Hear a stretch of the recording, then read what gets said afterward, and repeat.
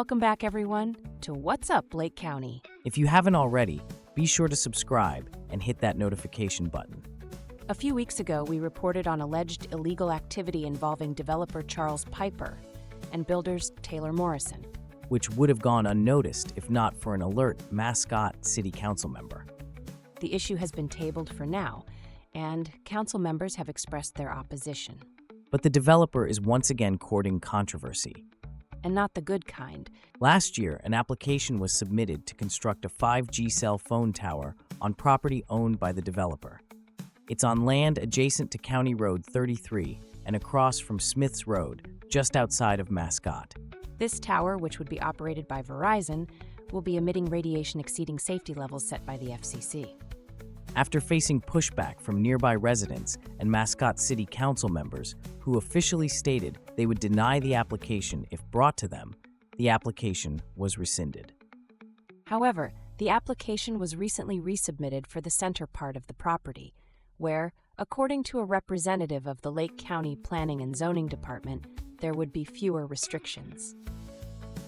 Since 2019, the federal government and telecommunications companies have been rolling out as many 5G towers as possible.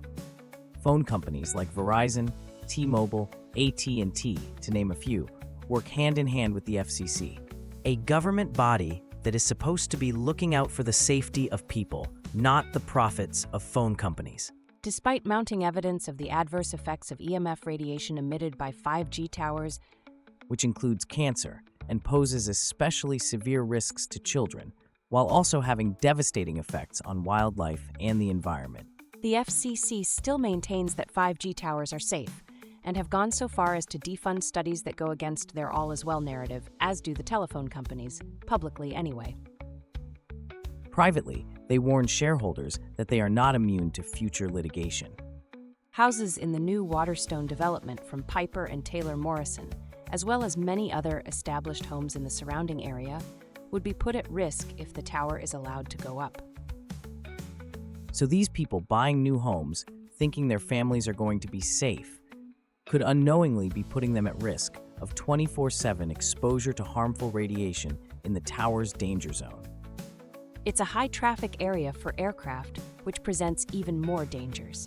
Planes fly overhead day and night, many of them directly in the path of the tower, which poses a hazardous obstacle for pilots and passengers when flying at low altitudes as they take off and land from nearby airports, which are approximately within the 2-mile buffer zone needed between runways and cell towers. In addition to this, 5G towers operate on a frequency that interferes with radio altimeters that pilots use to know how far away they are from the ground, especially when landing, taking off, at night, and during bad weather, and is one of many reasons why it doesn't make sense to put up a cell tower in this location. 5G towers realistically only have about a 2-mile service area, so it wouldn't be adding coverage to anyone who isn't already receiving service either. So what can people do? Contact Mike Fitzgerald of the Lake County Planning and Zoning Board. You can email mike.fitzgerald@lakecountyfl.gov or call 352-343-9641. You can also sign the petition linked in the description. Although this particular cancer tower, as one resident calls it, is in one part of Lake County, the dangers posed by 5G radiation, which despite losing a recent court case, the federal government still chooses to deny, affect all Lake County residents. So we will be presenting a special series on the dangers of 5G and cell phone towers. These will be using research from peer-reviewed scientific articles and news reports. That's all for today's episode. Make sure you subscribe and click that notification bell so you don't miss out on these upcoming stories. After all, you don't want to be the last one in Lake County to know what's up. Got a story Lake County needs to hear? A memory, a mystery, a moment in history. If it happened here, we want to know about it. Drop us a comment, send us a message, or tag us in your post. Local news, upcoming events, family legends, forgotten headlines, nothing's off limits. Your stories are Lake County's story. Let's tell it together.